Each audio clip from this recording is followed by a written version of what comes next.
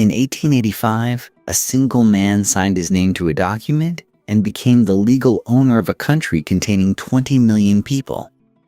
He was not a conqueror. He had never set foot on the land. He was a European king sitting in a Brussels palace. And the country was the Congo, an area of Central Africa roughly the size of Western Europe. For the next 23 years, the Congo Free State was not a colony, not a protectorate, not a territory under any government's control. It was private property, as legally and completely as a man might own a house or a farm. What followed was one of the most systematically brutal episodes of the 19th century, enforced not by an army of a nation, but by the hired staff of a single individual's personal business enterprise. How one man acquired legal sovereignty over 20 million people without firing a single shot. What he built inside that territory once he owned it. And how a handful of ordinary people with cameras and ledger books brought the whole enterprise into the light. That is the story this documentary tells. Somewhere in the archives of 19th century Europe lies one of the strangest documents ever signed by human hands. It is not a treaty between nations, nor a declaration of war, nor a royal decree. It is, in the most literal legal sense, a property deed. And what it describes as property is a nation.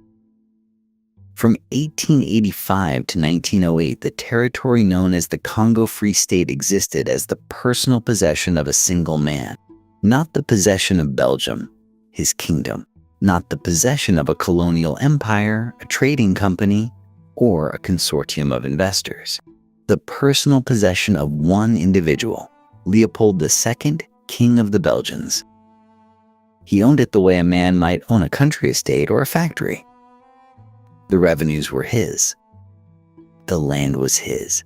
The people living upon it, some 20 million souls spread across a territory of roughly 900,000 square miles, had no more legal standing in his eyes than furniture. To understand how extraordinary this was, consider the geography alone. The Congo Free State was 76 times the size of Belgium itself.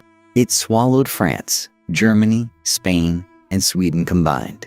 It stretched across the heart of Africa, fed by a river system so vast that the Congo carried more water to the sea than any river on earth except the Amazon.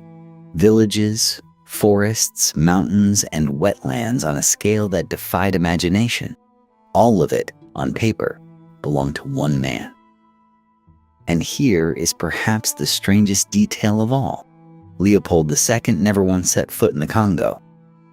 Not during the years of acquisition, not during the decades of exploitation, not during the international crisis that would eventually strip it from his hands. He governed his personal empire entirely from Europe, from the gilded rooms of his royal palace in Brussels and his elaborate private villa in the south of France.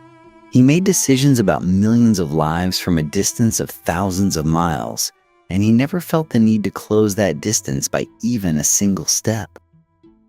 What was the Congo Free State then? It was the product of one of history's most audacious confidence schemes, dressed in the language of humanitarianism and progress. Leopold had presented himself to the world as a philanthropist, a man who wished only to bring civilization and free trade to the African interior, to end the Arab slave trade and open the continent's riches to the benefit of all mankind. The great powers of Europe and the United States believed him, or at least chose to. In February of 1885, at the Berlin conference that carved Africa into colonial zones, they handed Leopold his prize with barely a murmur of dissent. What followed was not philanthropy.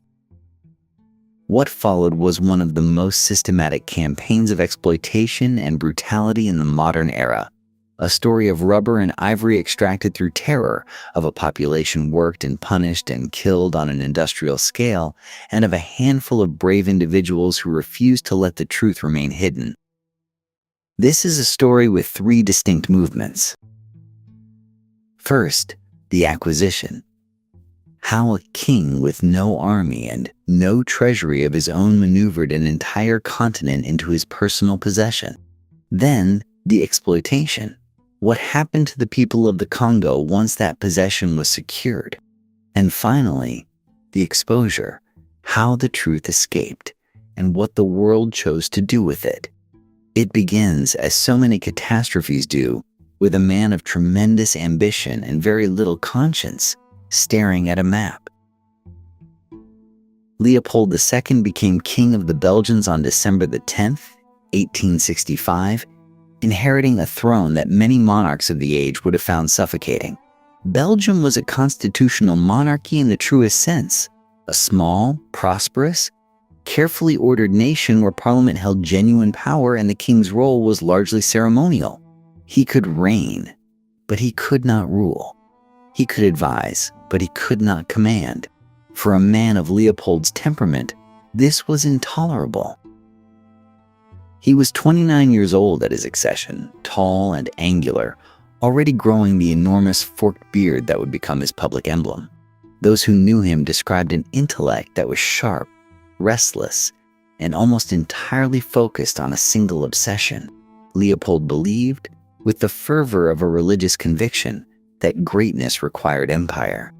He had watched Britain accumulate the wealth of India, seen the Dutch grow fat on the East Indies, and he burned with the certainty that Belgium, for all its industrial prosperity, was a second-rate power precisely because it owned nothing beyond its own modest borders.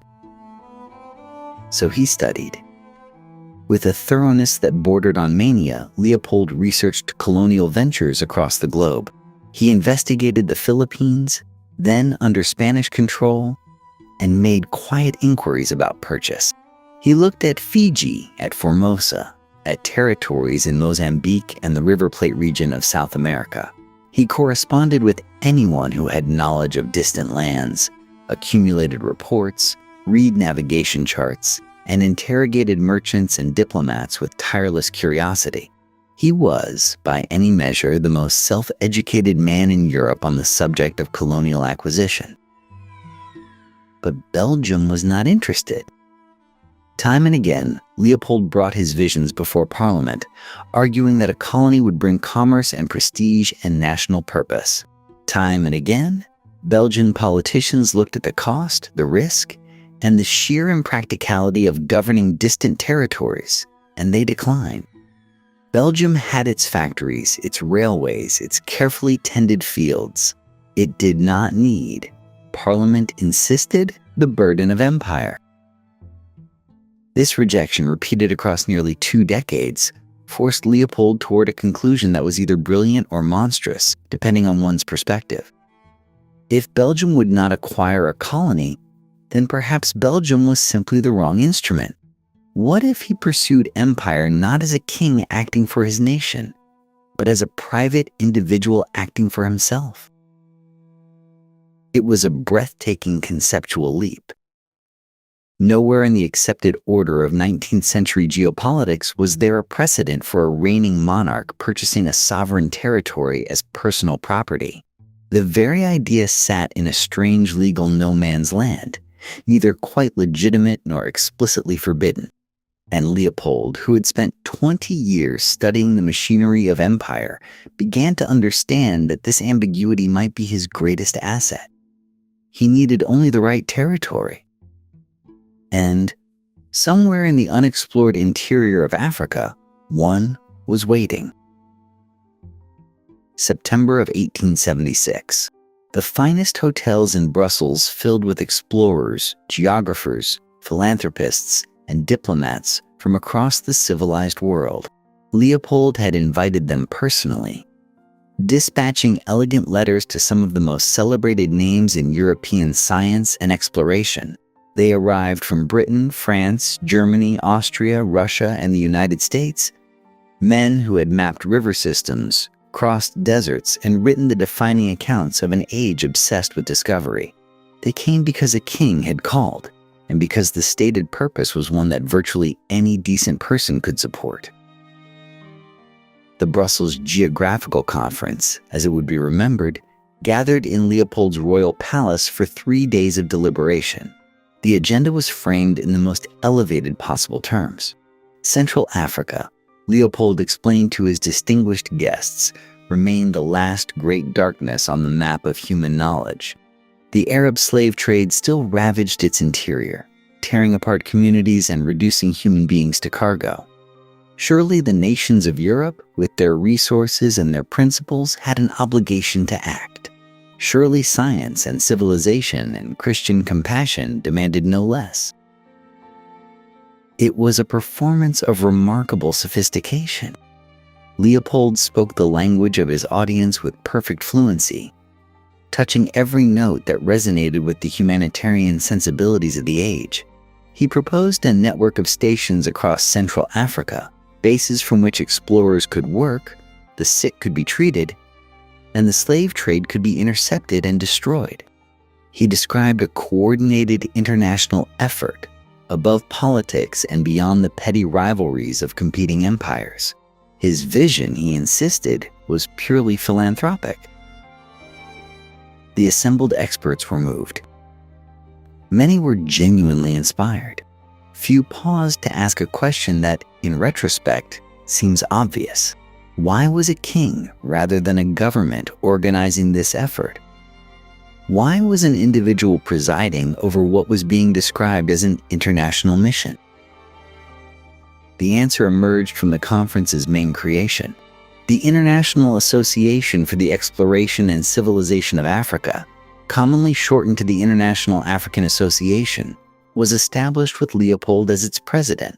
It carried the trappings of a multinational body, with national committees in various countries and a flag of its own, a golden star on a blue background. But the national committees largely existed on paper, met infrequently, and raised almost no independent funds. The real control, the finances, the decision-making, the direction of all operations rested entirely with Leopold himself. This was the genius of the construction. The association looked international but functioned as a private instrument. It sounded humanitarian but served commercial ambitions. Leopold had built himself a mask of extraordinary quality, and he had assembled the most credible witnesses in Europe to watch him put it on. The deliberate blurring of language was central to his strategy. Over the following years, Leopold would create and dissolve and rename affiliated organizations with bewildering frequency, the International African Association giving way to related bodies with similar names and identical purposes. The confusion was not accidental. When critics raised questions, the humanitarian framework was there to deflect them. When investors or governments needed reassurance, the scientific and commercial language was ready to hand. Leopold had constructed a vehicle that could be described differently to every audience. He understood something that his more idealistic guests in Brussels perhaps did not. In the 19th century, the language of humanitarianism was not merely noble sentiment. It was also a form of power, a way of silencing opposition and purchasing legitimacy. And Leopold had just learned to speak it fluently. What remained was to find the man who could actually put him on the map of Central Africa. That man was already famous. His name was Henry Morton Stanley. Henry Morton Stanley had already done something no European had managed before.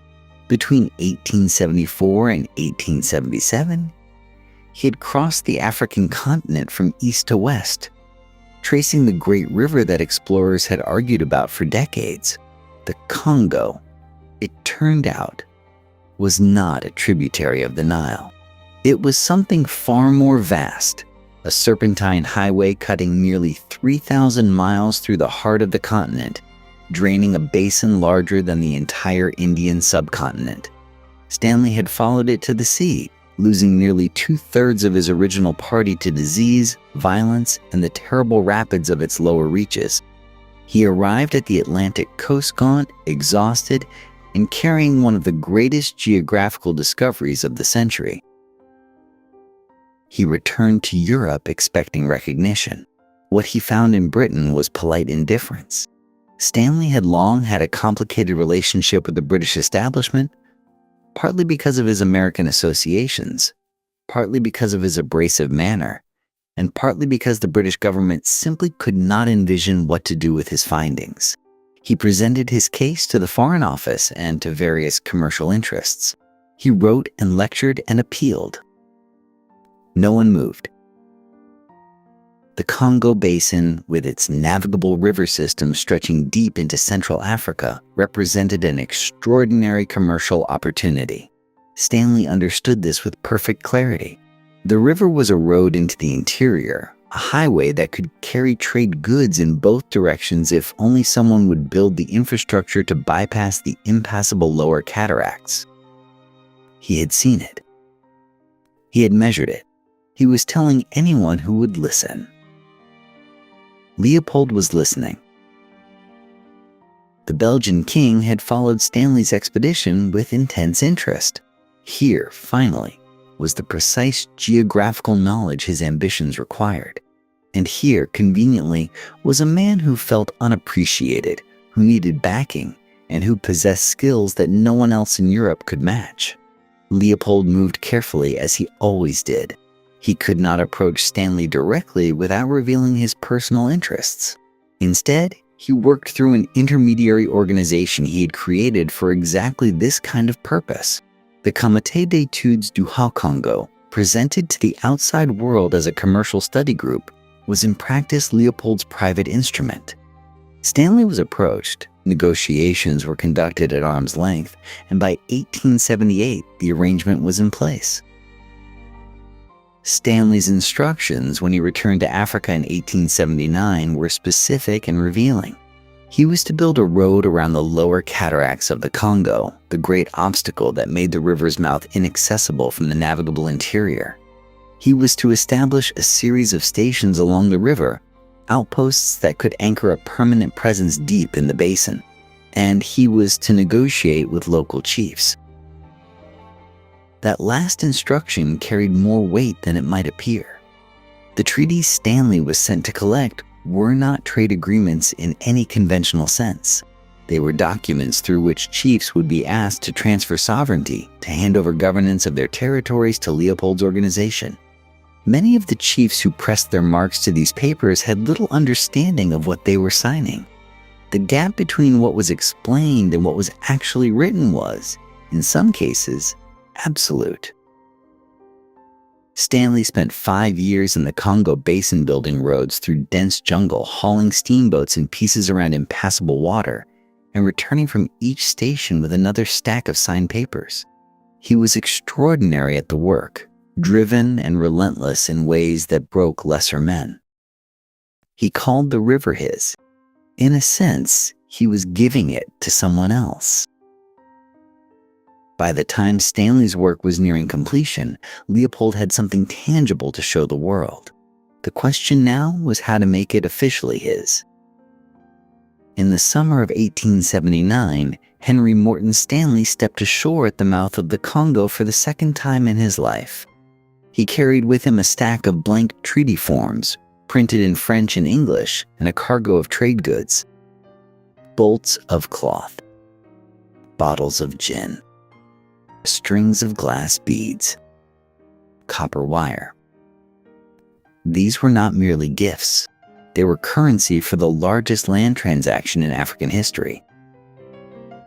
Over the next 5 years, Stanley moved methodically up the river and into its tributaries, stopping at villages and settlements, requesting audiences with chiefs, and presenting the documents Leopold's lawyers had prepared. The process had a rhythm to it. Stanley or one of his agents would arrive, gifts would be distributed, and a ceremony of sorts would follow. The chief, surrounded by his advisors, would be asked to make his mark. Then Stanley would move on. What the chiefs understood, they were agreeing to varied enormously. Many believed they were entering into friendship treaties, agreements that recognized a trading relationship with the strangers arriving by steamboat. Some understood they were granting permission to build stations on their land, temporary arrangements that could be revisited. The concept of sovereignty in the European legal sense simply did not translate. The idea that land could be owned outright by a person or an institution, that a mark pressed to paper could sever a community's connection to its territory forever, had no equivalent in most Congolese legal traditions.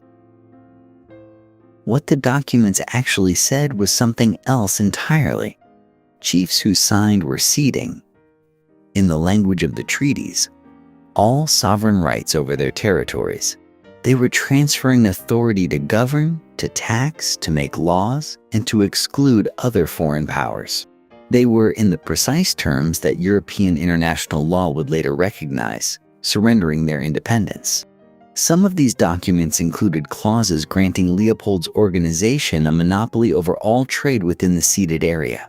Others transferred the labor of the local population. The gap between what was explained and what was written was not always accidental. Stanley collected more than 450 of these documents across his 5-year campaign. The territories they described were vast and overlapping, covering the basin of the Congo from its great bend in the interior to its tributaries reaching north and south into the forest. By any conventional measure of such things, what was accumulating in Leopold's files in Brussels was a legal claim to an area roughly equivalent to the entirety of Western Europe. The exchange rate was extraordinary to contemplate.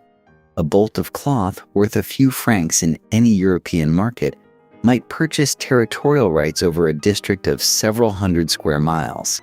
A case of gin secured river access. Beads and wire confirmed the surrender of governance.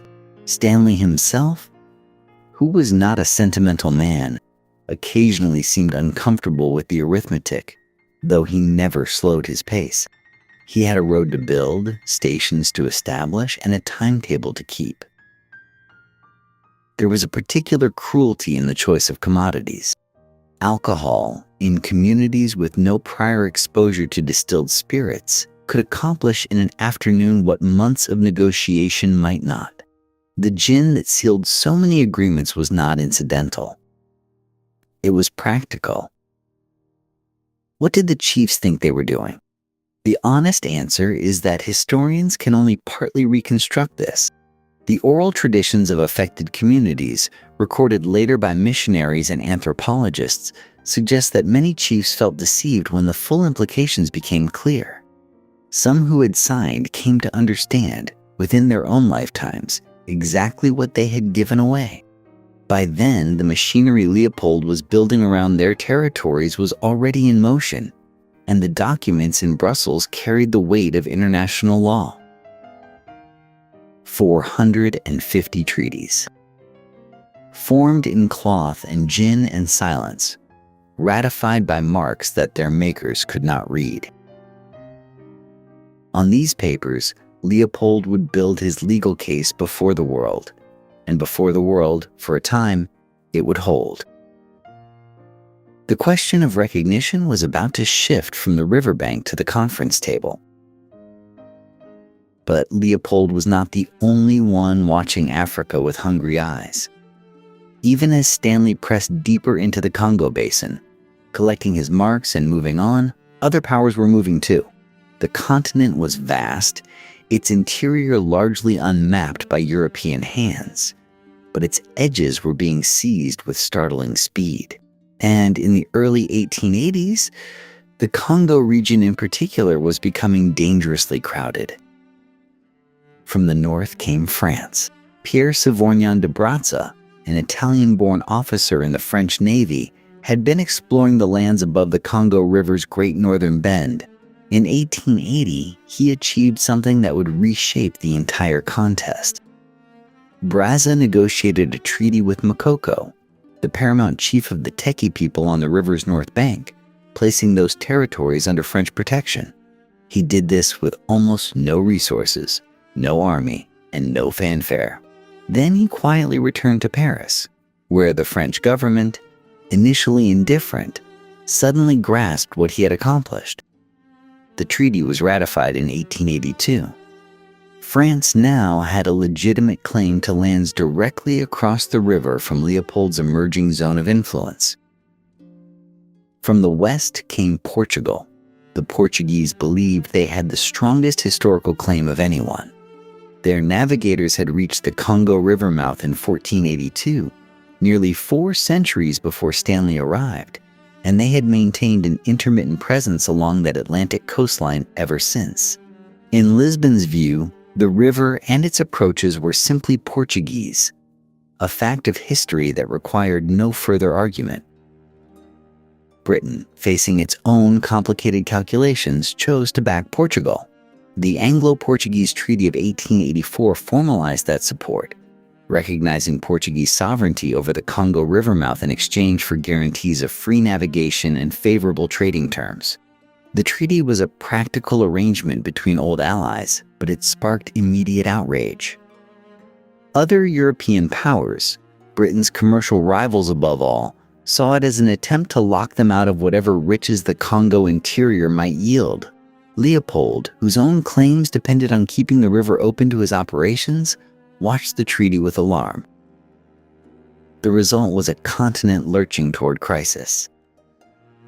French claims from the north, Portuguese claims at the coast, Leopold's web of treaties in the interior, British backing pulling in one direction while German commercial interests pulled in another. Bismarck's newly unified Germany, which had its own colonial ambitions taking shape in East and West Africa, had no intention of watching the continent be carved up without a seat at the table. What had begun as Leopold's private scheme was now entangled in the rivalries of the great powers. The scramble had become genuinely chaotic, and chaos, everyone understood, carried the risk of war. Something had to give. The competing claims required arbitration, a framework, a set of rules that all the powers could agree to follow. The solution they reached would gather them all in one room in one city for a conference that would decide the fate of an entire continent. Berlin in November of 1884 was already cold, the kind of damp, biting cold that settles into stone buildings and refuses to leave. Into this gray city came the representatives of 14 nations, summoned by the most powerful chancellor in Europe to settle, once and for all, the question of who owned Africa. Otto von Bismarck had not suddenly developed a passion for tropical rivers. His motivations were, as always, deeply European. The scramble for Africa had created precisely the kind of instability he loathed, not because it was unjust, but because it was dangerous. Franco-British tensions were rising. German merchants were complaining that rivals were shutting them out of lucrative trade routes. Bismarck, who had spent 15 years carefully managing the balance of power on the continent, saw in Africa a new variable that threatened to upset his calculations. A conference would let him play the neutral arbiter, soothe the most explosive tensions, and quietly advance German interests in the process. The gathering took place in the Radziwill Palace, an elegant building on the Wilhelmstrasse, its chandeliered rooms given over to maps, memoranda, and the low, careful murmur of diplomacy. Around the table sat representatives of Great Britain, France, Germany, Austria-Hungary, Belgium, Denmark, Spain, the United States, Italy, the Netherlands, Portugal, Russia, Sweden, and the Ottoman Empire. 14 nations whose interests sprawled across the globe, whose navies and trading companies and colonial offices had been competing for decades. Not one African was present. Not one African voice was consulted, invited, or acknowledged. The entire continent was being legislated over by men who had never set foot in most of it, conducted in languages spoken by none of its peoples, according to legal frameworks built entirely for European convenience. This was not considered remarkable at the time. It was, to the delegates in that warm Berlin room, simply the natural order of things. The official agenda was framed in the language of progress and commerce. The conference would establish free navigation on the Congo and Niger rivers, ensuring that no single power could monopolize access to those crucial arteries. It would define what was called effective occupation, the principle that a European nation could only claim territory if it actually demonstrated a presence there, not merely by drawing a line on a map. and it would create a framework for notifying other powers when new territorial claims were made, replacing the current chaos with something resembling order. Leopold's Congo occupied a peculiar position in all of this. His International Association of the Congo was not a nation, it was a private organization. Yet through careful diplomacy, conducted largely before the conference even opened, he had already secured American recognition of his association as a legitimate territorial entity. The United States, eager to promote free trade and indifferent to the details, had extended that recognition in April. France and Germany followed. By the time the delegates sat down at the Radziwiłł Palace, Leopold had already won a significant battle. The conference would run until February of 1885, producing a final document called the General Act of Berlin. But the real significance lay not in what it created, but in what it permitted. By establishing rules for the division of Africa, it gave the scramble an air of legality, of civilized proceeding. And at the center of that proceeding, quiet and patient, was a man who had never attended a single session in person. Leopold waited in Brussels, reading the dispatches as they arrived, working every angle through his intermediaries. The conference was not settling the fate of Africa. It was, without knowing it, settling the fate of 20 million Congolese people. What did it mean in practice to own a piece of Africa? Before Berlin, the answer had been dangerously vague. A ship's captain plants a flag on a riverbank. A merchant signs a treaty with a local chief who may not understand its terms. A government files a claim with nobody in particular. The result was overlapping assertions, conflicting maps, and the constant threat of confrontation between rival European powers. The Berlin Conference was supposed to fix all of that. The principle of effective occupation became the conference's most consequential contribution to international law. Under the General Act signed in February of 1885, a European power could not simply declare sovereignty over African territory. It had to demonstrate actual presence, administrative control, enough of a foothold to enforce its authority and protect existing trade. The idea was practical, even rational, by the logic of the age. Empty claims would no longer suffice. You had to show up. In reality, effective occupation set an extraordinarily low bar. A trading post. A handful of soldiers. A treaty signed with a local leader, regardless of whether that leader held any genuine authority over the land in question. The doctrine sounded rigorous. In application, it was a license. A European nation needed only the thinnest thread of presence to stitch vast territories onto its colonial map. The free trade provisions were similarly double-edged.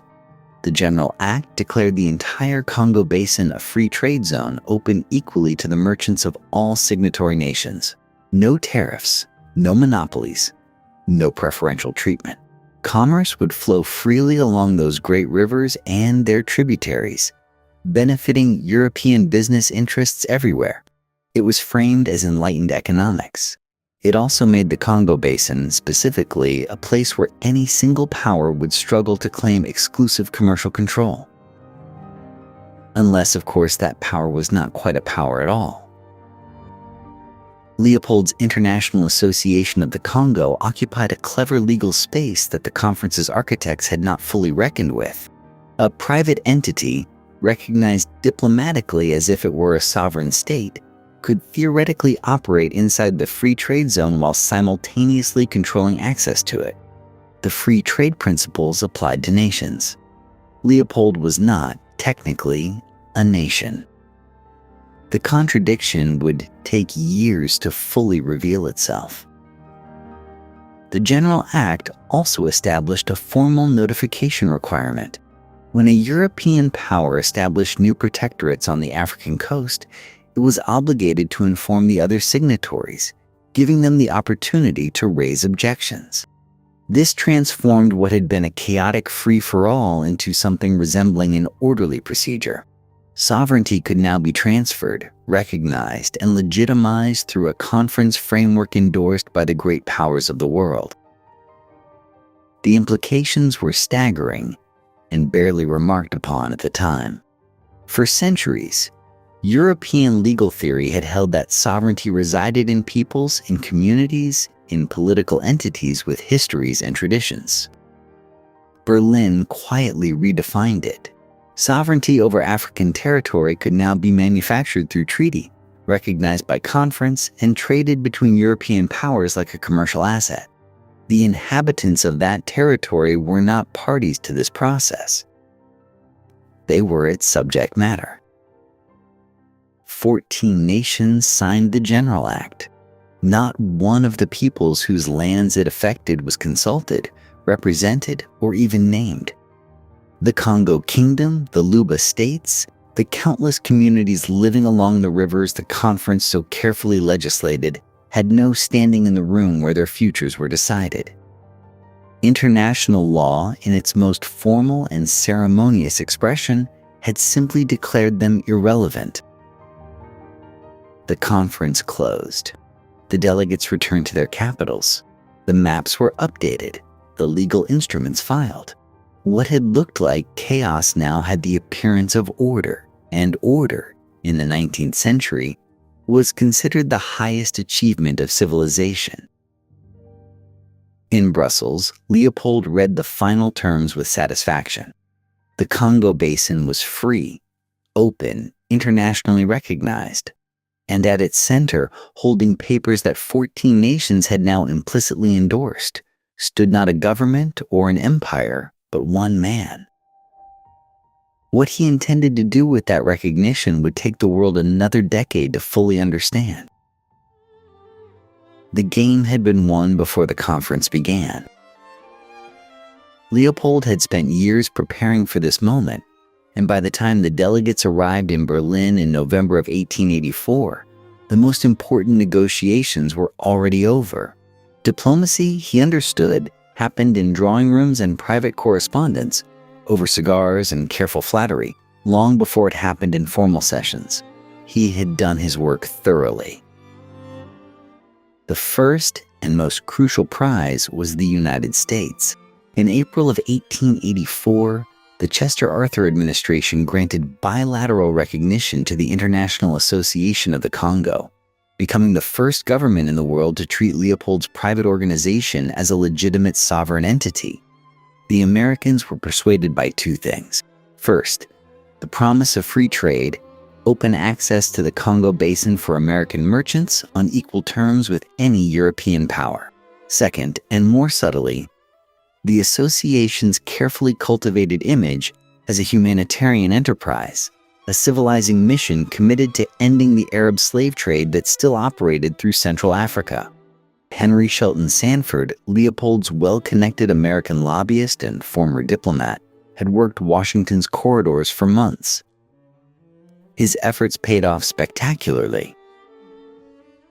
With American recognition secured, the European powers faced a changed calculation. If the United States had endorsed this entity, dismissing it entirely became awkward. France followed, though with a significant condition. If Leopold's association ever chose to sell or transfer its territories, France would have the right of first refusal. Leopold accepted without apparent hesitation.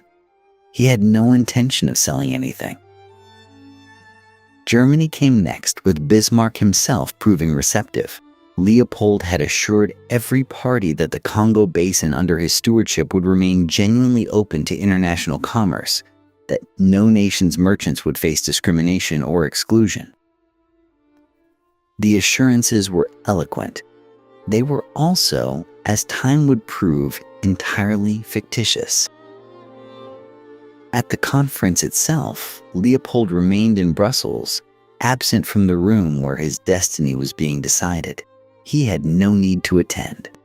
His representatives spoke for the International Association with polished confidence, presenting it as something almost unprecedented in history, a private humanitarian organization dedicated to Africa's development and protection, asking only for the legal recognition it needed to carry out its noble mission.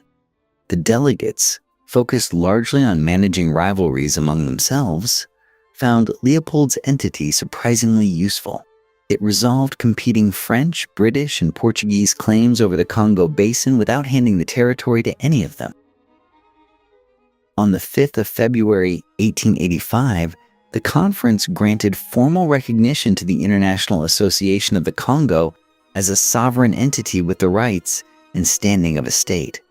The legal instrument that followed, the General Act of Berlin, implicitly incorporated Leopold's domain into the framework of recognized territorial sovereignty.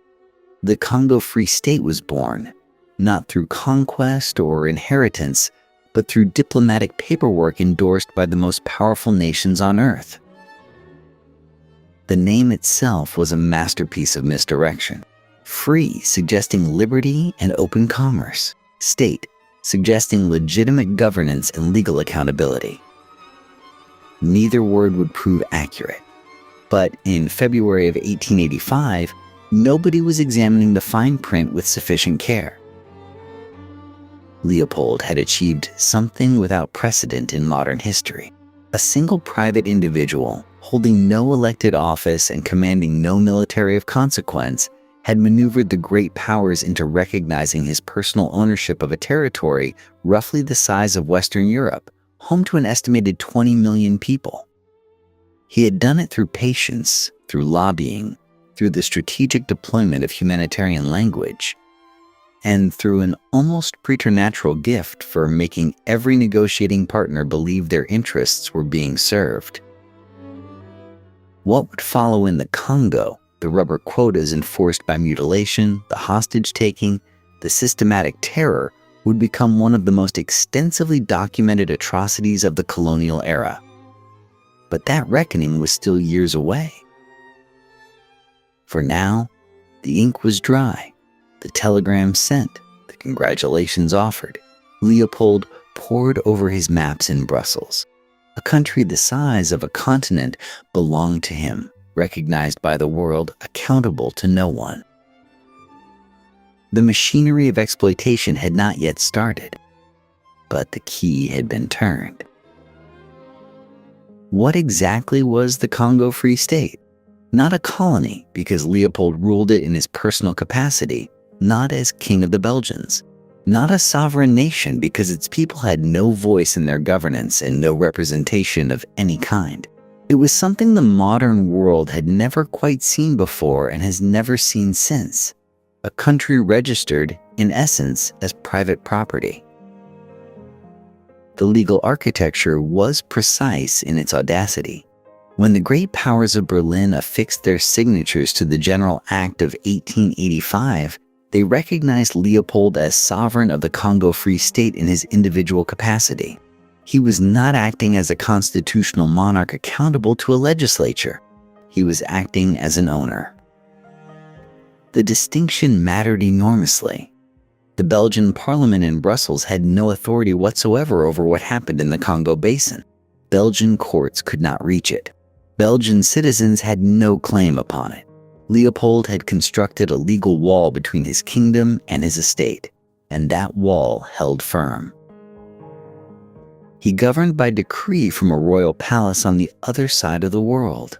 A governor-general administered the territory on the ground, beneath whom sat district commissioners spread across an enormous and largely unmapped interior.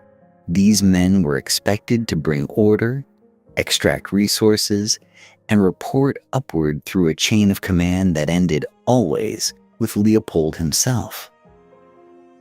The instrument of enforcement was the Force Publique, a military organization unlike any conventional colonial army. Its officers were European, recruited from Belgium and elsewhere on the continent. Its enlisted men were Congolese, often forcibly conscripted from the very populations they were tasked with controlling. The Force Publique was not designed for defense against foreign powers.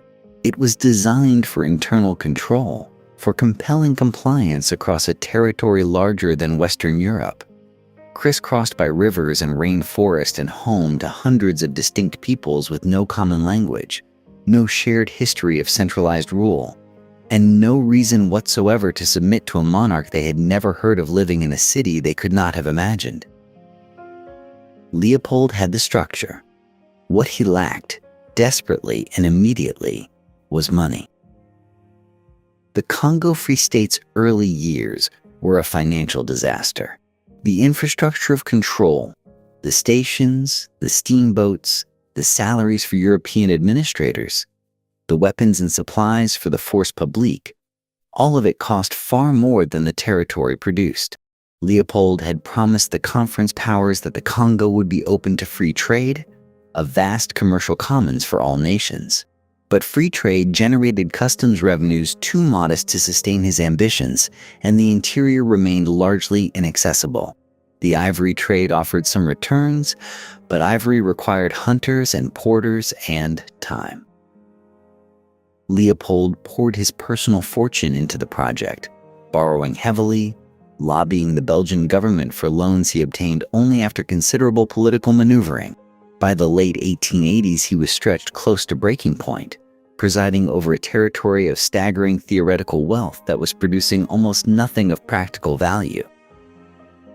Then, in the early 1890s, the world discovered something that would transform the Congo from a financial liability into an engine of extraction more brutal than almost anything the colonial era had yet produced. The pneumatic tire had arrived, automobiles and bicycles were multiplying across Europe and America, and the global demand for rubber was climbing toward a frenzy. The Congo Basin held wild rubber vines in extraordinary abundance. Leopold held the Congo. All that remained was to find a method of forcing 20 million people to harvest it quickly enough, and ruthlessly enough, to satisfy the markets of the industrialized world. He would not struggle to find that method for long. Before the rubber came ivory, and for the first decade of Leopold's rule, ivory was everything. The Congo Basin held elephant populations that European hunters and traders had barely touched. Tusks of extraordinary size moved through the interior along routes established over centuries of African commerce, carried by porters across hundreds of miles of forest and savanna to reach the river stations where Leopold's agents waited. In the early years of the Free State, this trade represented almost the only meaningful revenue the territory produced. Leopold moved quickly to ensure that revenue flowed in a single direction. In 1885, the same year the Berlin Act granted him sovereignty, he issued the first of his foundational land decrees. The logic was breathtaking in its simplicity. Any land not visibly occupied and cultivated by Africans was declared vacant. All vacant land belonged to the state. And the state, of course, belonged to Leopold. What did vacancy mean in practice? It meant the forests, the rivers, the grasslands used for seasonal hunting, the territories through which communities migrated and gathered. By a stroke of the pen, Leopold had claimed ownership of the majority of the Congo Basin's surface, along with every elephant, every vine, every resource it contained. Africans who had lived within these landscapes for generations found themselves, overnight, classified as trespassers on their own land. Ivory extracted from these newly proclaimed state lands could not legally be sold by Africans to independent traders. It belonged to the crown before anyone had lifted a tusk. Enforcement varied widely in those early years, because Leopold's administrative reach remained thin and the interior vast, but the legal framework was firmly in place. Moving ivory required human labor on a staggering scale.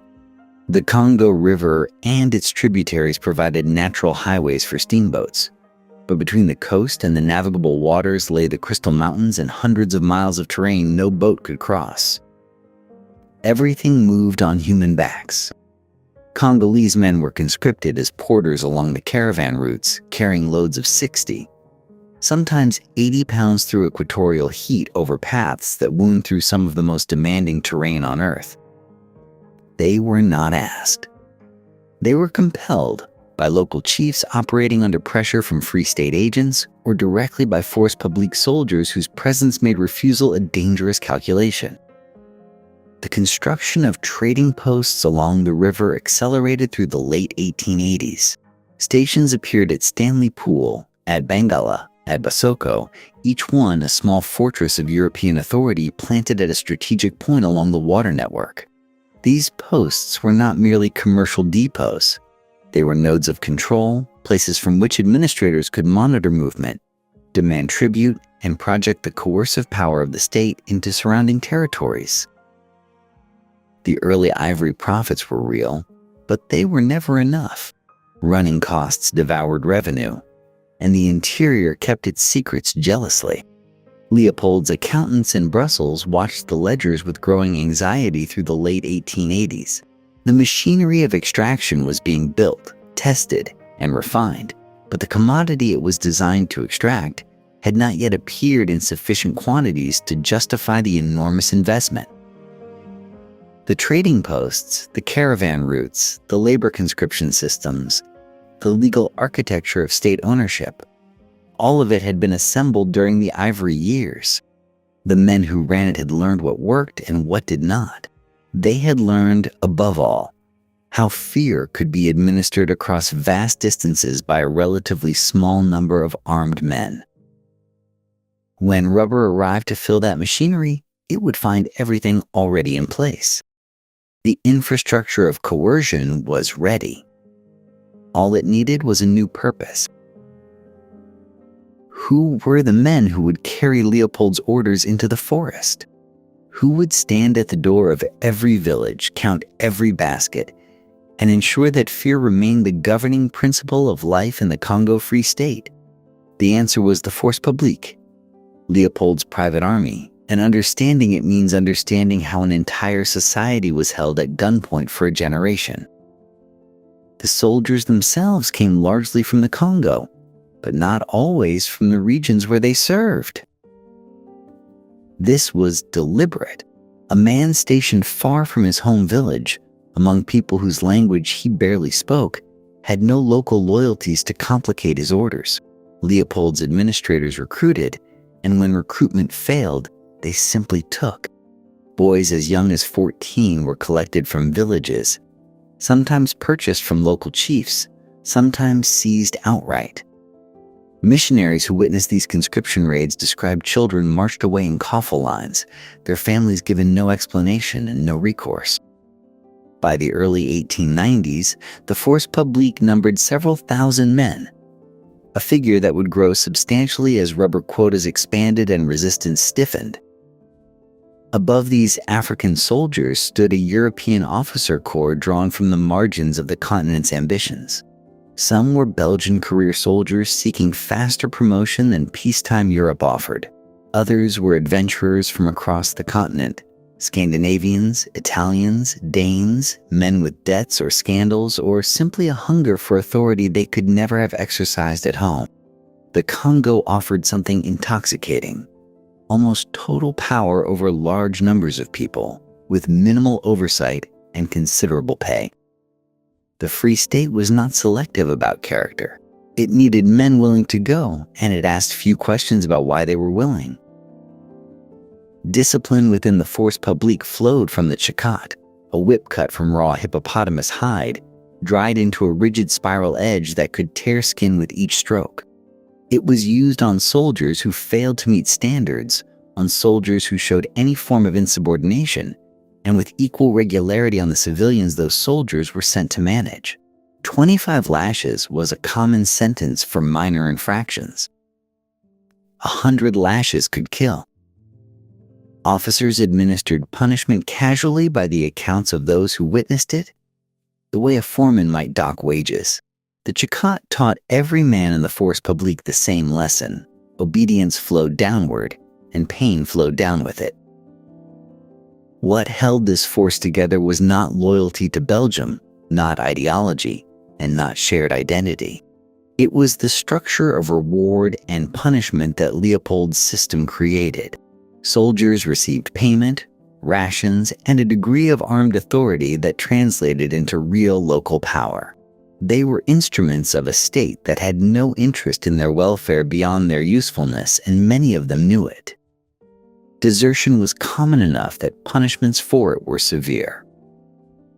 Deployed across the vast interior, Force Publique detachments operated from the river stations outward, moving through territories where no European administrator would ever personally appear.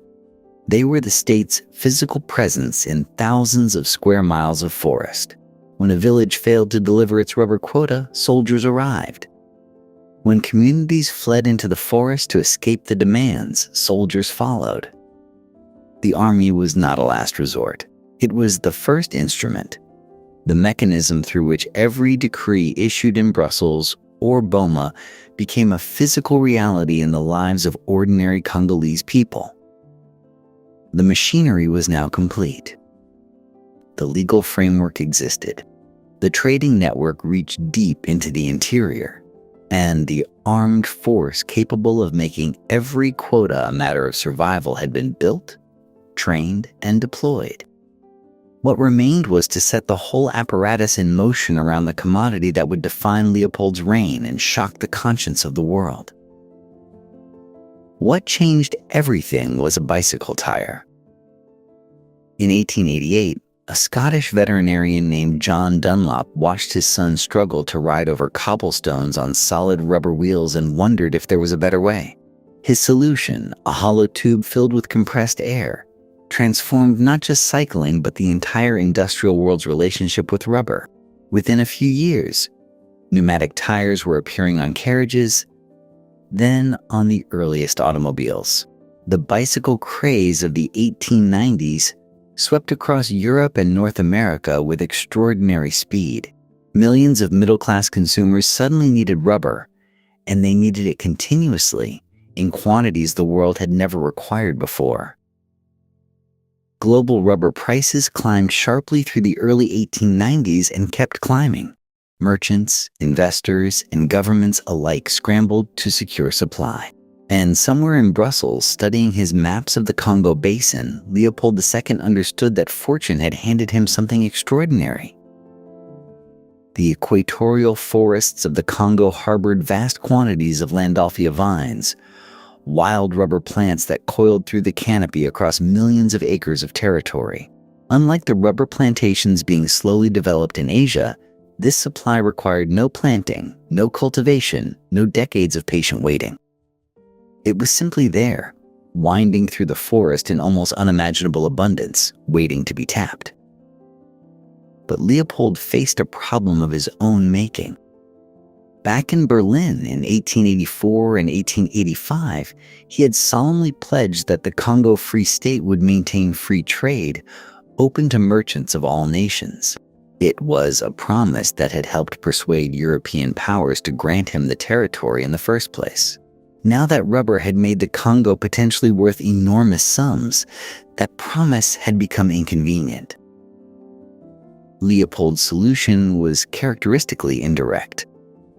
Beginning in 1891 and continuing through 1892, he issued a series of secret decrees. The first declared that the land and its products throughout the Congo belonged to the state, not to the Congolese people who lived there, not to independent traders, not to any foreign merchant, to the state, which meant to Leopold himself. A second decree prohibited Congolese people from selling rubber or ivory to anyone except state agents. Free trade, the principle Leopold had pledged to uphold before the assembled powers of Europe, was quietly strangled in a series of documents that would not become public for years. With the monopoly legally established in his own terms, Leopold moved to exploit it efficiently. He divided vast territories across the Congo into concessions and granted exclusive harvesting rights to private companies. These enterprises, firms like the Abir Congo Company and the Ambroise, were typically structured so that Leopold himself held a significant share of the profits. They were not, in any meaningful sense, independent businesses operating in a free market. They were instruments of extraction, granted a geographic monopoly, and expected to deliver returns. Each concession company inherited the full apparatus of the state. The river stations, the trading posts, and most crucially, the Force Publique detachments that could compel compliance from local populations. The companies set quotas. The soldiers enforced them. The rubber moved down the rivers toward the coast and then across the ocean to the factories of Europe, where it would be pressed into tires rolling beneath the feet of a civilization that had no idea what had purchased its convenience. The machinery that had taken years to build, the legal framework, the river network, the armed force deployed across the interior, now had its purpose. And in villages throughout the forest, men who had never heard of John Dunlop would soon learn that the world's appetite for rubber had made their lives and their survival a matter of quarterly production figures. The system was elegant in its brutality, and it worked like a machine. Each village across the concession territories received an assignment, a specific weight of raw rubber, to be delivered at a specific trading post on a specific schedule. The quantities varied by region and by the density of vines in the surrounding forest, but the logic was universal.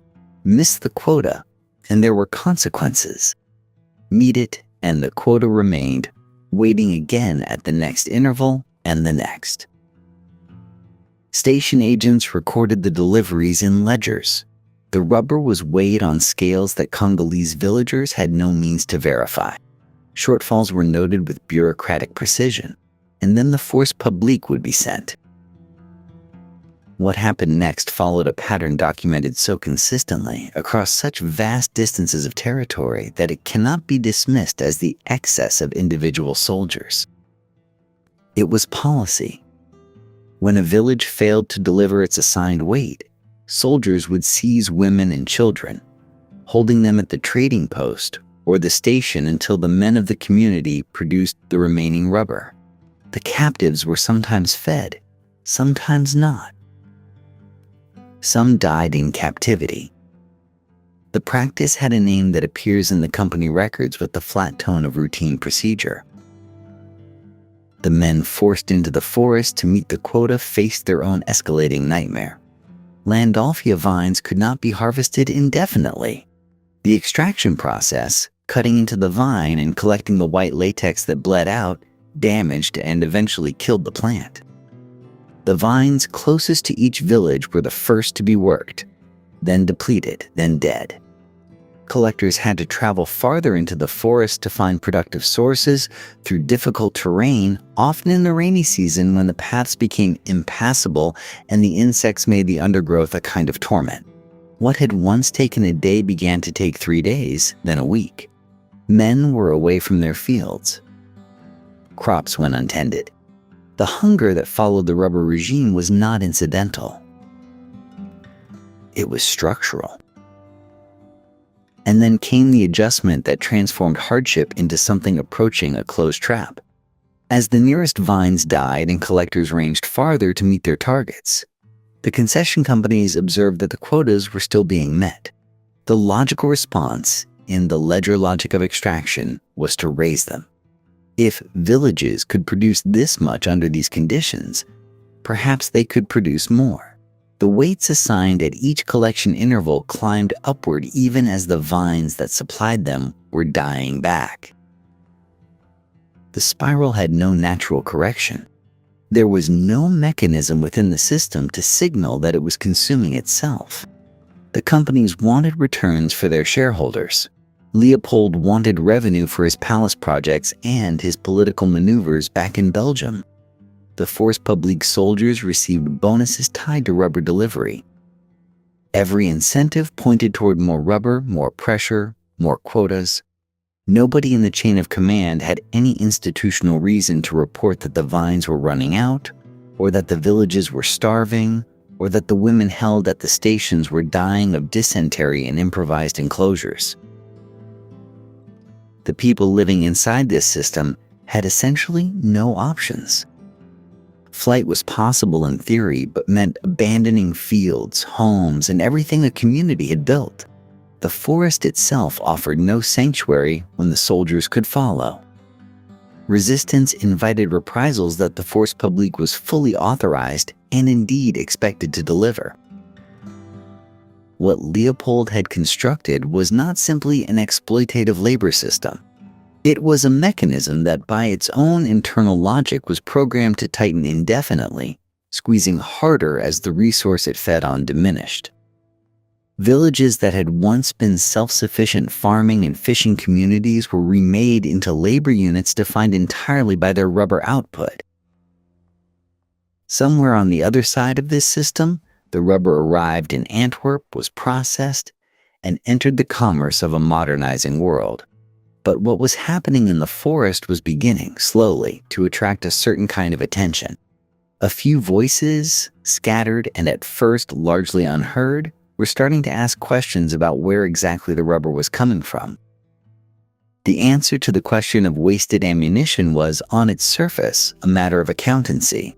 Force Publique soldiers received cartridges from their officers and were expected to justify every round expended.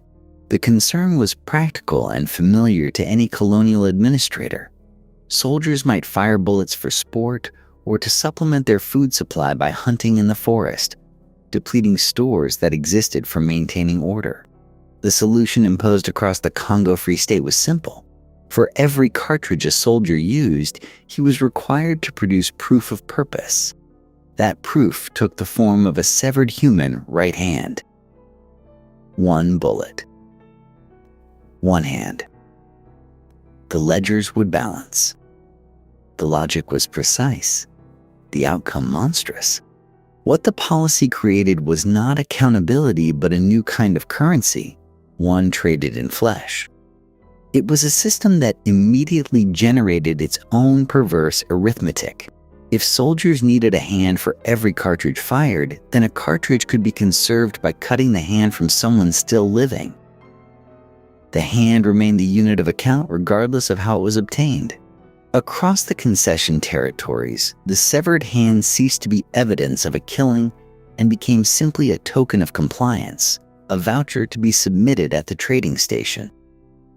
The hands arrived in baskets. Soldiers and their African auxiliaries delivered them smoked, a preservation method that allowed transport across distances through the equatorial heat. Station agents received the baskets and recorded the contents with the same bureaucratic attention they gave to rubber weights. Photographs that would later reach European audiences showed these collections in appalling clarity, baskets arranged for counting. And in some of the most haunting images, survivors, people who had lost a hand to a soldier who needed to account for nothing except the cartridge in his weapon. Children appear in those photographs as well. A hand was a hand regardless of the age of its former owner. The terror the system produced radiated outward from each trading station in waves. Villages received word of what was happening in neighboring territories, and the knowledge itself became a mechanism of control. Communities that had resisted rubber quotas or hidden their stores faced not just the seizure of women described in the previous interval of this story, but the arrival of soldiers with baskets to fill. Entire villages were burned.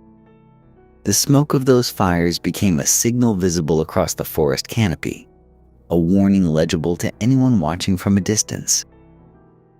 The scale resists easy comprehension. The Congo Basin covers an area roughly equivalent to all of Western Europe. The Force Publique and the African soldiers acting under their command were operating across this entire territory simultaneously. What any individual survivor experienced was also being experienced, in variations on the same pattern, by people thousands of kilometers away who would never know each other's names. Systematic rape accompanied the raids. Mass killings accompanied the rubber expeditions. The population of the Congo Basin in the 1890s has been estimated at somewhere between 20 million and 30 million people. By the time international pressure finally forced a change of administration, historians would attempt to calculate the demographic catastrophe and arrive at figures suggesting a population loss of perhaps 10 million people over roughly 2 decades. The causes were overlapping: direct killing, famine caused by the destruction of agricultural life, disease spreading through a population weakened and displaced by terror, and a birth rate that collapsed in communities living under continuous violence. What Leopold had built was not, in the end, simply a rubber extraction enterprise. It was a machine that consumed human beings at a rate that would eventually become impossible for the outside world to ignore entirely. The question was who, exactly, would be the first to make the outside world pay attention. While the baskets of hands were being tallied in the equatorial heat, the man who had set this machinery in motion was spending the proceeds on marble. Leopold II did not visit the Congo once during the entire period of his personal rule. He had no need to. The rubber flowed to Antwerp, was sold on European markets, and the profits passed into accounts he controlled with the same meticulous secrecy he applied to everything. Historians attempting to calculate what he extracted have arrived at figures equivalent to more than $1 billion in modern currency. It was a fortune assembled on a scale that had no real precedent for a European monarch of his era, built on the labor of people he never saw, in a territory he never walked. He spent it on Belgium. Not on the Congo, not on schools or hospitals or roads that served any purpose beyond carrying rubber to the river, but on the small northern country that was his actual kingdom and the audience he genuinely cared about impressing. The royal palace at Laeken received new wings and renovated gardens. The coastal resort of Ostend was transformed with public parks and grand promenades that bore the unmistakable confidence of a man spending money he did not need to account for. Arcades and museums and botanical collections rose across Brussels, gifts to the Belgian nation from a king who wanted to be remembered as a great builder. Leopold understood something fundamental about the relationship between spectacle and reputation. Stone outlasted pamphlets. The centerpiece of this campaign was the 1897 World Exhibition at Tervuren, just outside Brussels. Leopold used the event to present his Congo enterprise to European audiences as a civilizing achievement of the highest order. A colonial museum was constructed on the palace grounds, filled with artifacts, ethnographic displays, and elaborate tableaux of tropical abundance. Belgium had tamed the wilderness, the exhibition announced. Belgium had brought order to chaos. And then Leopold brought the Congolese themselves. 267 men, women, and children were transported from the Congo to be displayed in a recreated African village on the exhibition grounds. Visitors walked past them as a living exhibit. 7 of the Congolese died during the exhibition, overwhelmed by the cold and damp of a Belgian autumn, far from everything they had ever known. The Belgian press treated their deaths as a minor administrative matter. The contrast could not have been starker, though almost no one in the crowd at Tervuren in 1897 was yet equipped to see it. The museum was beautiful. The exhibits were instructive. The king was celebrated. The people on display were dying. That gap between the gleaming halls of Tervuren and the reality being lived out in the Congo Basin would not remain invisible forever. A handful of individuals, scattered across different countries, were already beginning to ask questions the exhibition had not been designed to answer. The violence was not simply endured. That is the part the colonial record tried hardest to obscure. Across the vast interior of the Congo Basin, in villages that never appeared on European maps, people were making choices. Dangerous choices, costly choices, but choices nonetheless. When the rubber sentinels arrived with their quotas and their guns, some communities simply vanished. They gathered what they could carry and walked into the deep forest, beyond the reach of the paths the Force Publique knew. They built new settlements under the canopy where no agent could find them, abandoning the fields they had cultivated for generations. This was not retreat. It was a calculated refusal. Others stayed and fought back with the tools available to them. Rubber vines were cut at the root rather than tapped, destroying the very resource the system demanded. Canoes were sunk to deny the agents their supply routes. Sentinels were ambushed on forest paths, their weapons taken. Local leaders who had once accepted negotiated arrangements with state representatives found those arrangements had become impossible to sustain and chose defiance instead. The names of these leaders do not appear prominently in the histories written afterward by the people who defeated them, but they existed, and they fought. The most dramatic crack in Leopold's system came not from outside his army, but from within it. The Force Publique had been built on a contradiction. It relied heavily on Congolese soldiers recruited from various communities across the territory, men who were themselves subject to the same pressures and brutalities as the populations they were ordered to control. Among them were a significant number of Beytella soldiers, recruited after the state's campaigns in the eastern interior. In 1895, Beytella troops at Luluaburg mutinied. The immediate cause was the execution of their commander, Ngongo Lutete, by Belgian officers who suspected him of disloyalty. What followed was a violent uprising that took months to suppress and required substantial military resources to contain. The mutiny was not finished. In 1897, a second and larger Beytella uprising erupted, this time involving hundreds of soldiers who had been transferred to the eastern part of the territory. They marched, fought, and evaded reconquest for years. The revolt remained active well into the following decade, a persistent wound in the side of a system that had believed its own military was under control. The state's response to all forms of resistance followed a consistent logic: overwhelming, collective punishment. Punitive expeditions were launched not merely to defeat the specific individuals who had resisted, but to destroy the communities around them. Villages were burned. Food stores were seized or torched. Men, women, and children were killed in numbers that were reported upward through the chain of command and then reduced in the official record or omitted entirely. Scorched earth was not an aberration. It was the policy. The geography of the Congo, which had seemed to Leopold an obstacle to exploitation, became in the hands of the Congolese themselves a form of protection. The forest absorbed those who ran. The river network hid those who fled by water. Resistance could not win outright, not against modern rifles and artillery, but it could survive, persist, and extract a cost. What was happening in the interior was becoming, slowly, impossible to contain. And beyond the forest, beyond the river, beyond the borders of Leopold's personal kingdom, a different kind of resistance was beginning to take shape, built not of ambushes and burning vines, but of testimony, witness, and the patient accumulation of truth. The forest had witnesses. That was something Leopold had not fully calculated. By the early 1890s, a thin scatter of Protestant missionaries had established themselves at stations along the Congo River and its tributaries.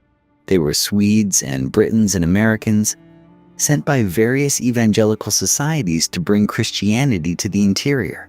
What they found instead was a system that seemed to violate every principle their faith had taught them. And some of them, crucially, wrote it down. The first significant voice belonged to a man who came not as a missionary, but as an observer. George Washington Williams, an African-American journalist, historian, and former soldier, traveled to the Congo in 1890. He had gone expecting to find evidence that Leopold's humanitarian promises were being honored. He found something else entirely. The result was an open letter addressed directly to Leopold himself, later published for wider audiences on both sides of the Atlantic. Williams documented forced labor, violent coercion, and the systematic deception of both the Congolese people and the international community. He called what he saw crimes against humanity, using language that felt almost prophetically modern. He died the following year, before the world had any interest in hearing him. But others were watching too. Glave was a British explorer who had worked alongside Henry Morton Stanley during the earliest days of Leopold's enterprise. He had believed in the project then. By the mid-1890s, traveling again through the territory as a correspondent, he no longer believed in anything he had once been told. His reports, published in Century magazine in the United States, described rubber stations where the severed hands of the dead and the living were collected as proof that bullets had not been wasted. American readers encountered these accounts in a respectable, widely read publication. The information was available. The outrage had not yet followed. Swedish missionaries stationed in the interior wrote letters home that circulated among church communities in Scandinavia and Britain. American Baptist missionaries along the river began to compile their own observations, carefully documented, dated, attached sometimes to photographs. The photographs were important. They showed what words could be denied. Leopold understood the danger better than most observers recognized. He had built his empire on narrative, on the story of a benevolent king civilizing a dark continent, and he knew that a competing narrative, if it gained enough momentum, could threaten everything. His response was sophisticated and well-funded. He maintained relationships with prominent European and American journalists, offering access and flattery and, where necessary, more tangible rewards. He commissioned favorable books about the Congo Free State's achievements. He established a press bureau in Brussels to monitor and respond to critical coverage before it could spread. When specific reports reached print, his agents moved quickly to challenge the credibility of the witnesses, questioning their motives, their qualifications, their mental stability, or their distance from the events they claimed to have seen. The strategy worked, at least for a time. A missionary in a remote river station, writing to a church newsletter in London or Chicago, was easy to dismiss. An explorer's account in an American magazine could be countered with official statistics and expert testimony arranged in Brussels.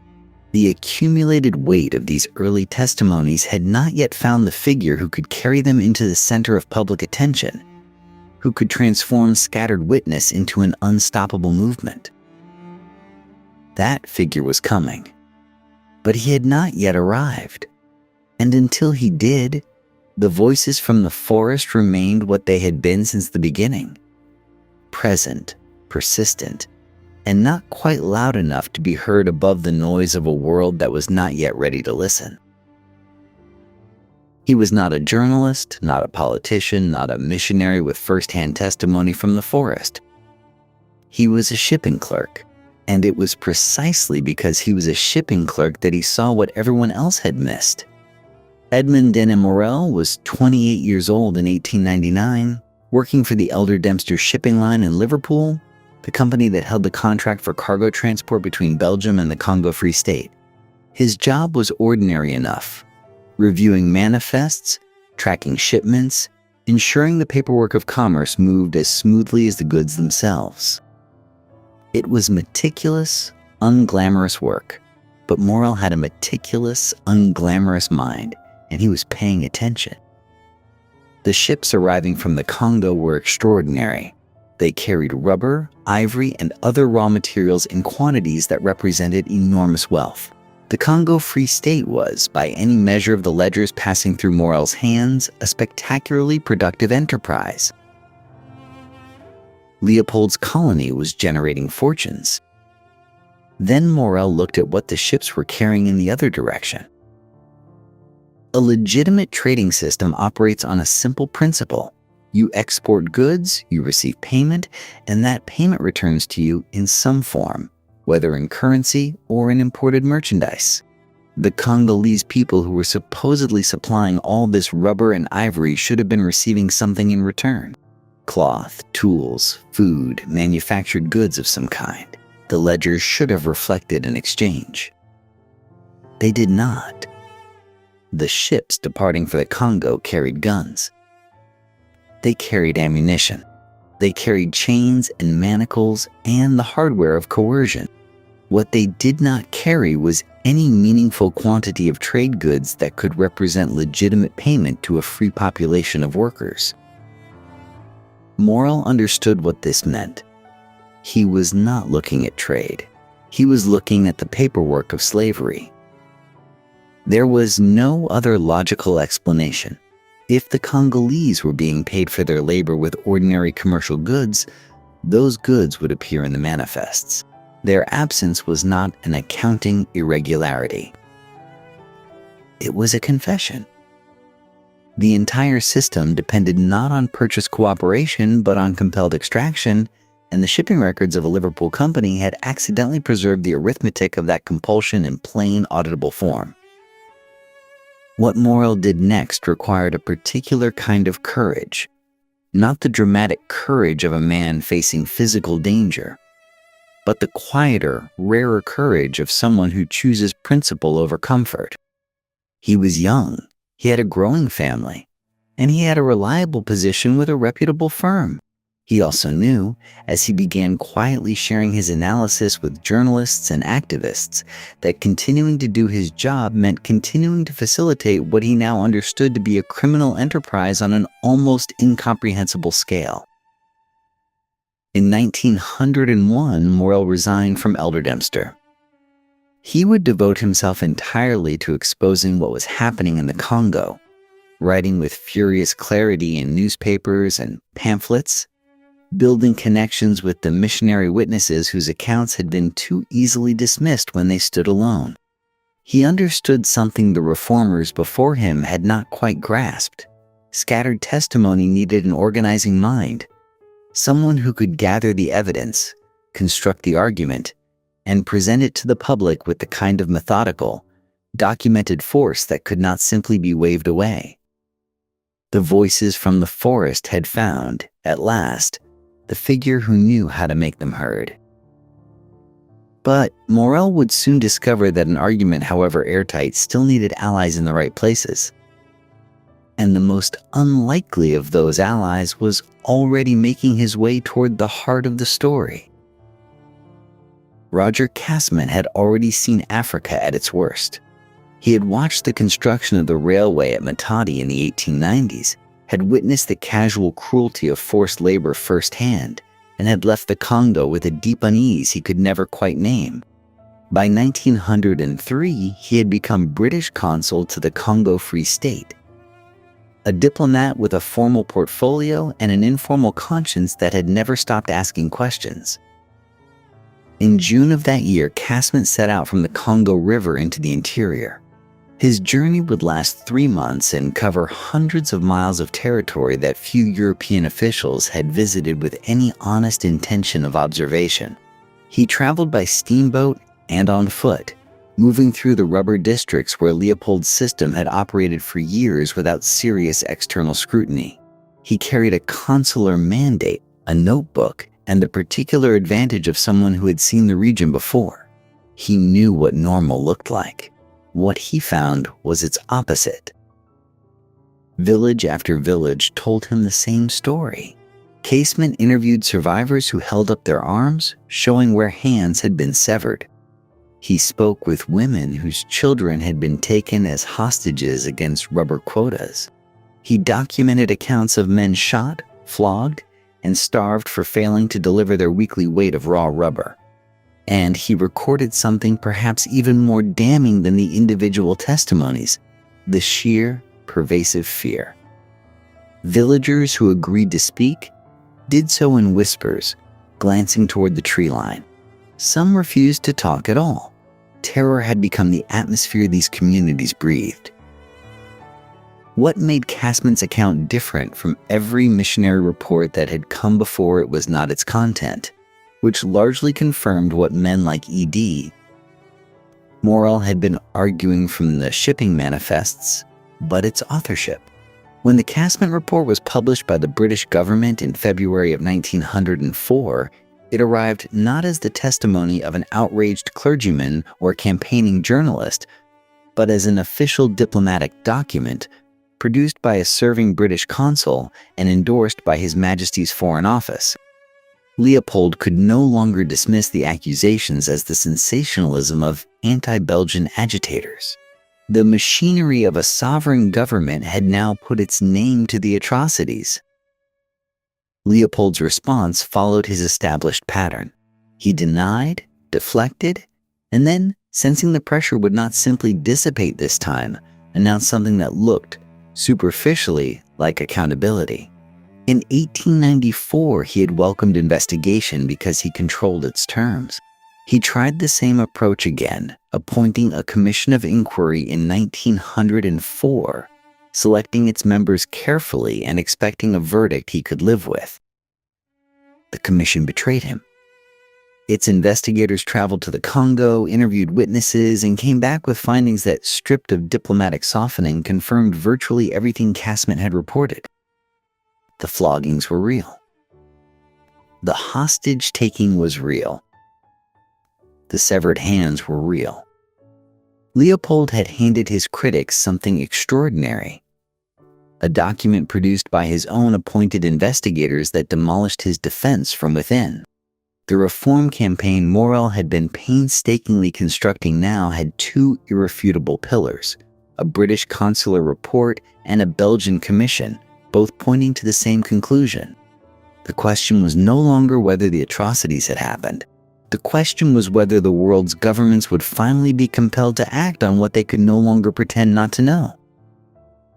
That question would fall to the court of international public opinion, and no one understood how to work that court more skillfully than the man who had built the campaign from a shipping manifest and a sense of moral arithmetic. Morel had spent years accumulating evidence.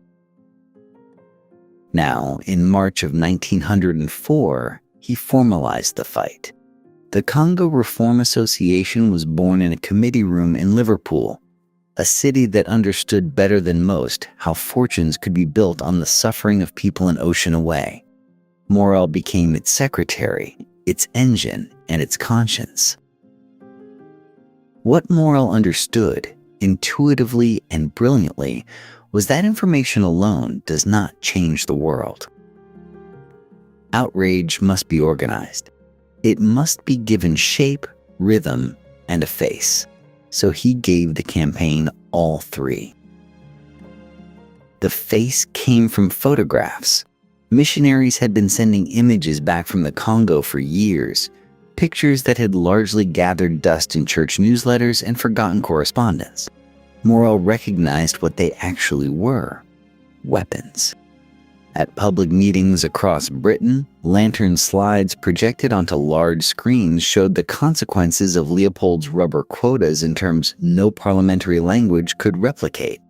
A child named Epondo, his right hand severed at the wrist. Groups of Congolese men holding up the stumps of their arms in grim, silent testimony. The audience in those darkened halls did not need a speech to tell them what they were seeing. The effect was devastating and deliberately so. Morel understood something that would not have a name for another century: the psychology of atrocity photography. Abstract suffering produces sympathy. A specific child with a specific wound, photographed on a specific day, produces fury. The meetings drew thousands. Churches opened their doors. Labor halls filled the standing room. Petition sheets circulated through congregations and workplaces. The campaign crossed the Atlantic with remarkable speed. American audiences proved equally responsive, particularly when prominent voices amplified the message. Booker T. Washington lent his considerable moral authority to the cause, connecting the Congo's forced labor to the broader history of black subjugation that American audiences understood in their bones. Prominent clergy on both sides of the ocean delivered sermons that reframed the Congo not as a distant colonial matter but as a Christian civilization's most urgent test. And then there was Mark Twain. By 1905, Twain was perhaps the most famous writer in the English-speaking world, and he turned his talent for savage irony directly on Leopold II. His pamphlet, King Leopold's Soliloquy, gave voice to the Belgian king as Leopold might speak in private, dismissing his critics, rationalizing his brutalities, and congratulating himself on his philanthropy while the evidence of his crimes mounted around him. Twain's Leopold is monstrous precisely because he is self-satisfied. The Kodak has been a sore calamity to us. Twain's Leopold confesses, referring to the cameras that had captured what no official denial could erase. Arthur Conan Doyle, the creator of Sherlock Holmes and a man whose name carried its own particular weight of rational authority, published The Crime of the Congo in 1909, extending the campaign's reach further still. What Morel had built was something genuinely new. Not a diplomatic protest. Not a missionary circular.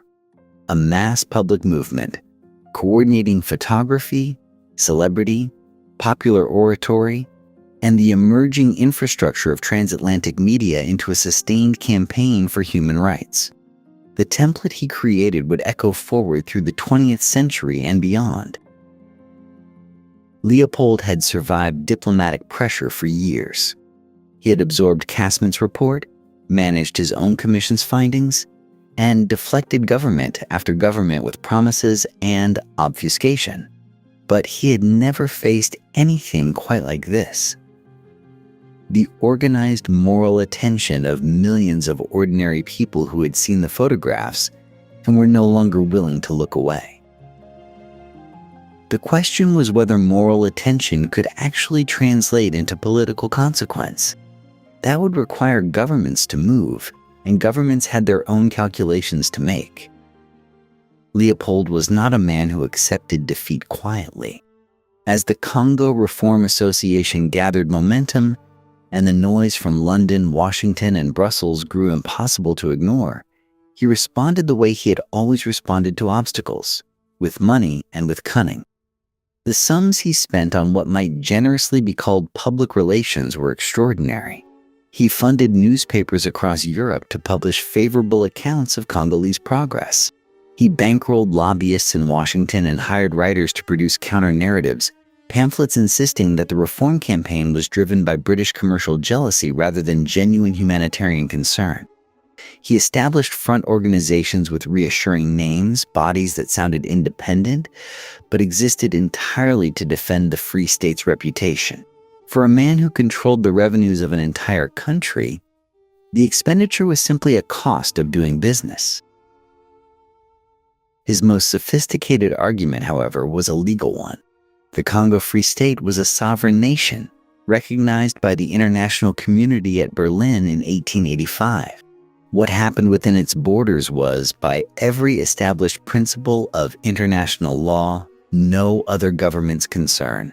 Leopold deployed this argument with considerable skill, and it was not without force. Sovereignty was the organizing principle of the entire international order. If public opinion in Britain could compel a sovereign state to change its internal policies, where exactly did that precedent end? It was a genuine tension, and it delayed action for years. But the commission of inquiry that Leopold had reluctantly convened in 1904 delivered findings that undercut even this defense. He had expected the commission to clear him. He had appointed it himself. Instead, its members, after traveling through the Congo and interviewing hundreds of witnesses, returned with a report that confirmed, in measured legal language, almost everything his critics had alleged. Forced labor, systematic mutilation, villages burned. The evidence assembled by Casement and Morel was not, it turned out, exaggeration. Leopold suppressed the report for months. When it finally appeared in late 1905, its conclusions were impossible to dismiss as British propaganda. His own investigators had written them. Diplomatic pressure sharpened. Britain made increasingly direct representations. The United States Senate passed resolutions expressing concern, and crucially, voices within Belgium itself began to break from the king's position. Belgian parliamentarians who had long deferred to Leopold on the Congo question started asking publicly whether the nation's honor could continue to bear the association with what was happening there. Leopold had always kept the Congo separate from Belgium, legally and psychologically, a personal possession that enriched the nation while insulating it from responsibility. That separation was becoming harder to maintain. The question was no longer whether reform would come. It was whether Leopold could retain control long enough to dictate its terms. He was running out of room, and he knew it. But he was not finished yet, and he would not surrender what he had built without extracting every possible advantage from the wreckage. By 1907, the question facing the Belgian parliament was no longer whether to take the Congo, but how to stomach doing it. For decades, Belgian politicians had watched Leopold's personal empire generate vast wealth without costing the Belgian taxpayer a single franc. The prospect of inheriting it was not, as one might imagine, greeted with enthusiasm. It meant assuming responsibility for an enormous, distant territory riddled with debt, administrative chaos, and a humanitarian catastrophe that the entire world was now watching. The parliamentary debate stretched across months, and the reluctance was genuine. Conservative members worried about the cost. Others fretted about taking on the moral weight of what had happened there. A substantial faction simply did not want the Congo at all. Let it go to France, some suggested. Let it become an international protectorate. Let someone else bear the burden. But there was no clean exit. International pressure made inaction untenable, and the logic of geography and commerce made abandonment unthinkable. Belgium was already too entangled. Leopold had seen to that, weaving Congo revenues into Belgian public works, endowing museums and parks and triumphal architecture, ensuring that whatever one thought of the man, the country had accepted his gifts and could not easily pretend otherwise. The annexation law passed on the 18th of October 1908. It was not a triumphant moment. It was a grim institutional transaction, a parliament voting to do something it largely did not want to do because the alternatives were worse. And Leopold made certain they paid for it. The financial settlement he extracted was breathtaking in its audacity. Belgium agreed to assume the Congo Free State's considerable debts, some 45.5 million francs worth. Beyond that, it granted Leopold an additional 50 million francs as compensation for what the parliamentary documents called his great sacrifices made in building the Congo. 50 million francs for the man who had extracted rubber fortunes from a captive population of 20 million people through systematic terror. The word sacrifices appearing in an official legal document to describe Leopold II's relationship to the Congo remains one of the more remarkable euphemisms in the history of colonial administration. Leopold accepted the money. He was 73 years old, in declining health, and he had lost the battle. But he had not lost his instinct for controlling the narrative. Before the transfer was complete, he gave an order that says everything about how clearly he understood the nature of what he had done. His Congo State archives, the administrative records, the correspondence, the internal reports that documented 2 decades of personal rule were to be destroyed. Furnaces burned for days in Brussels. The paper trail of the Congo Free State, the evidence of how the machine had actually worked from the inside, went up in smoke. Leopold's own words, recorded by those close to him, were characteristically unsparing in their candor. He would give them his Congo, he said, but they had no right to know what he did there. It is a sentence worth pausing on. Not a denial, not a claim of innocence or misunderstanding, a declaration of privacy over atrocity. He knew. He had always known, and his final act as sovereign of the Congo Free State was to ensure that the full documentary record of that knowledge would never be read. Some records survived, scattered across different offices, preserved by accident or indifference, but vast portions were gone forever. The voices of the administrators, the rubber company correspondence, the internal tallies of what had been taken and what violence had been used to take it, ash. Leopold died the following year, in 1909, leaving behind an altered country, a rebuilt Brussels, and a crime that the burning of archives could obscure, but never fully erase. The Congo now belonged to Belgium. What that inheritance actually meant for the millions of people living there, what changed and what stayed the same when a different flag flew over the same territory, would take years to become clear. What did it actually mean when Belgium took possession of the Congo? The annexation law of 1908 came with something Leopold had never bothered to provide: a formal colonial charter, a legal framework that promised administrative accountability, protections for Congolese land rights, and limits on the arbitrary power that had defined the Free State years. On paper, it represented a genuine break. In practice, the distance between paper and reality would prove vast. The most urgent question was forced labor, and here the reformers discovered how difficult it was to dismantle a system that the entire colonial economy depended upon. Rubber still needed harvesting. Roads and railways still needed building. The colonial administration still needed funding. Simply abolishing compelled work would have collapsed the infrastructure of Belgian rule overnight. And so it was not abolished. It was renamed. What had been naked coercion became educational labor, a civilizing obligation owed by Congolese men to the colonial project. Tax obligations, payable in cash that most Congolese could only earn by working for concession companies, functioned as a parallel mechanism to deliver labor through economic pressure rather than direct physical threat. The men with rifles at village meetings became tax collectors and labor recruiters.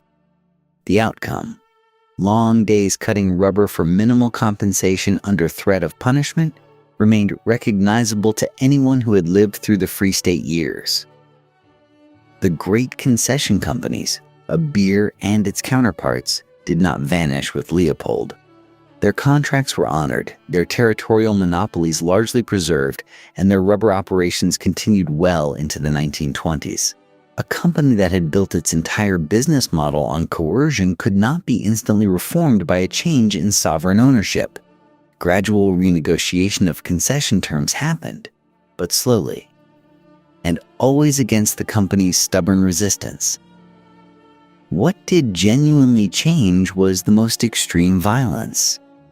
The systematic use of severed hands as accounting tokens for expended ammunition, the hostage-taking of entire villages, the most theatrical brutalities that had fueled the international outcry, these were curtailed. Belgian administrators understood that the world was watching, and that certain practices had become politically impossible to defend. The Congo Reform Association and its allies had achieved something real: a raising of the floor below which colonial behavior could not visibly sink. But raising the floor is not the same as transforming the building. The extractive logic, the fundamental premise that the Congo's purpose was to generate wealth for European interests rather than to sustain Congolese lives, survived the transition intact. Millions of people remained bound to an economy designed for someone else's benefit, their labor mobilized through legal mechanisms that differed in form, but not in effect from what had come before. The question of whether Belgian colonialism represented genuine reform or merely Leopold's system wearing more respectable clothing would echo through the following decades, as a new generation of Congolese people began, slowly and at great cost, to imagine a different answer entirely. How many people died? It is, in some ways, the most important question one can ask about the Congo Free State, and it is a question that cannot be answered with certainty. The Congo Basin had no reliable census before Belgian annexation. Leopold's administrators counted rubber quotas and ammunition expenditures, not human beings. What historians are left with are fragments, missionary estimates, colonial reports, demographic modeling, and the grim arithmetic of comparing population figures taken decades apart. The numbers that emerge are staggering. Scholars have estimated the population loss across the Free State period at somewhere between 5 million and 13 million people. The figure most widely cited, 10 million dead, sits near the center of that range and carries the weight of serious historical scholarship behind it. It may be too high. It may be too low. What it is not is a guess. How does a population lose 10 million people in a generation? The mechanisms were multiple and interlocking, which is precisely what made the catastrophe so complete. Direct killing accounted for some deaths, the rubber sentinels, the punitive raids, the hostages who starved in holding cages. But killing alone could not produce numbers of this scale. Famine did its own work, as communities forced to spend their days harvesting rubber could not plant and tend their fields. Smallpox and sleeping sickness swept through populations whose immune systems and social structures had been shattered by relentless extraction. Entire communities fled into forests, becoming refugees in their own land, beyond the reach of colonial records and beyond the reach of food, medicine, and shelter. And perhaps most haunting of all, birth rates collapsed. Families separated by labor obligations, communities living under perpetual terror, women too malnourished to carry pregnancies to term. The population did not merely die. It stopped replacing itself. Historians have placed this catastrophe alongside other great colonial demographic disasters: the destruction of Amerindian populations in the Americas, the decimation of Aboriginal Australians, the Herero and Nama genocide in German Southwest Africa. The question of whether what happened in the Congo qualifies as genocide under the legal definition established after 1945 remains genuinely contested. Genocide requires demonstrated intent to destroy a group as such. Leopold's intent was profit. That the methods he chose to pursue profit killed millions was, to him, incidental, a cost of doing business rather than a desired outcome. But for the millions who died, that distinction carried no comfort. The debate over terminology, important as it is to historians and lawyers, risks obscuring something the evidence makes plain: a colonial system deliberately designed to extract maximum value from human bodies, with no floor below which suffering became unacceptable, produced a demographic catastrophe of a scale that compares to the worst atrocities of the 20th century. The Congo's population would not recover to its estimated pre-colonial levels for decades. The wound cut that deep. The question that lingers, long after the rubber quotas and the severed hands and the uncountable dead have been accounted for, is this: was Leopold the exception or simply the one who got caught? The honest answer is uncomfortable. Forced labor systems operated across French Equatorial Africa with a brutality that drew comparisons to the Congo even at the time. German colonial administration in Southwest Africa pursued the Herero and Nama peoples in a campaign of deliberate extermination between 1904 and 1908, herding survivors into concentration camps and desert wastelands. The British Empire, celebrated as the more enlightened alternative, built its prosperity on indentured labor, punitive taxation, and the systematic dismantling of indigenous economies from India to West Africa. Leopold's crime was not invention. It was exposure. What made the Congo Free State singular was not its cruelty but its documentation, and the reform campaign that documentation ignited. Other colonial systems had their defenders, their public relations apparatus, their distance from scrutiny.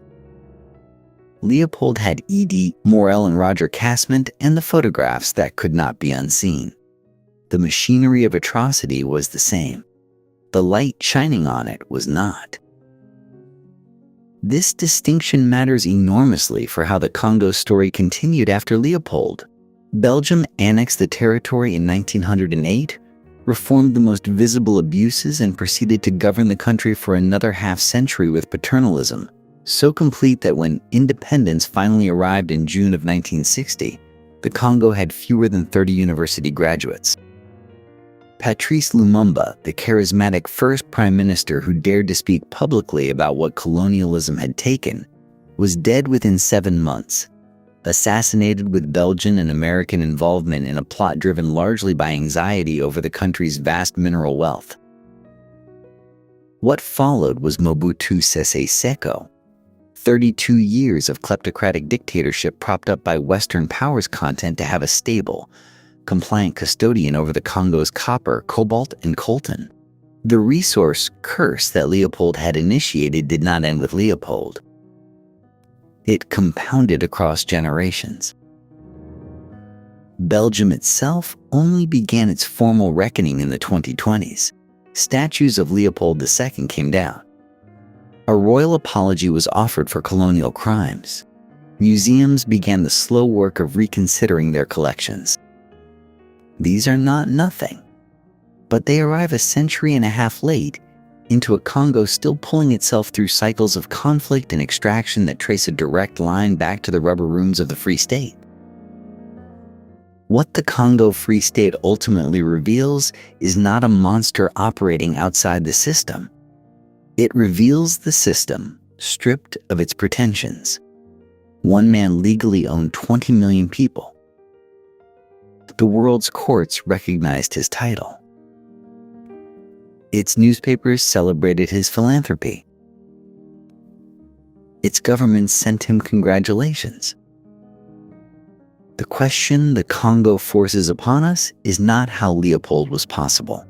The question is what else that world made possible, and how much of it we are still living inside. The Congo Free State's shadow stretches far beyond 1908, forcing every generation to ask what systems of power they mistake for civilization. Subscribe for more histories that refuse to look away.